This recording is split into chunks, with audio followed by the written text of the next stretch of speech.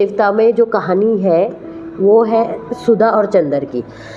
मतलब अगर आप इस फर्स्ट बुक में देखोगे तो इस बुक में कहानी सुधा और चंदर की है। एक बहुत खूबसूरत सी कहानी, आप कह सकते हो एक बहुत प्यार का एहसास, लेकिन समाज की रिस्पॉन्सिबिलिटीज़, समाज की जिम्मेदारियां या समाज को देख करके जो एहसास है। लेकिन यहाँ पे जो चंदर है मेन कैरेक्टर, उसको अगर मैं अपने हिसाब से वो करूँ, शायद हो सकता है कुछ लोग उन्हें सही कहें कुछ लोग गलत कहें, लेकिन वो चंदर जो है वो जो डॉक्टर साहब या जो वो जिन सुधा के जो पिताजी हैं, उन्होंने उसे पाला पोसा जो भी किया, बड़ा किया, तो उनके एहसानों के सामने कभी सुधा से अपने दिल की बात कह ही नहीं सका।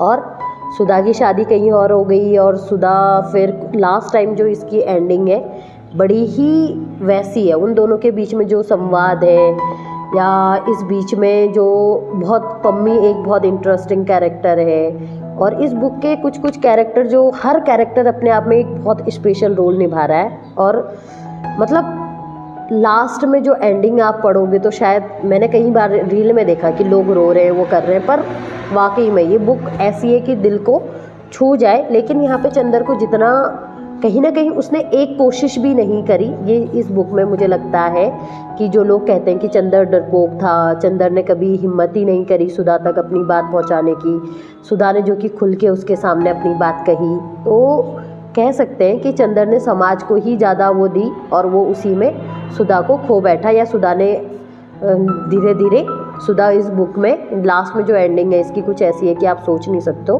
तो ये बुक जो है उन दोनों के समाज की बेड़ियों के साथ अपने प्यार को कैसे वो दोनों रखते हैं, कैसे एक दूसरे के सामने फीलिंग्स को वो करते हैं। भले ही चंदर ने ना किया हो, पर सुधा ने हमेशा उसको ये एहसास दिलाया है और ये चीज़ हमेशा अपने प्यार को रिप्रेजेंट किया हुआ है, कहा है।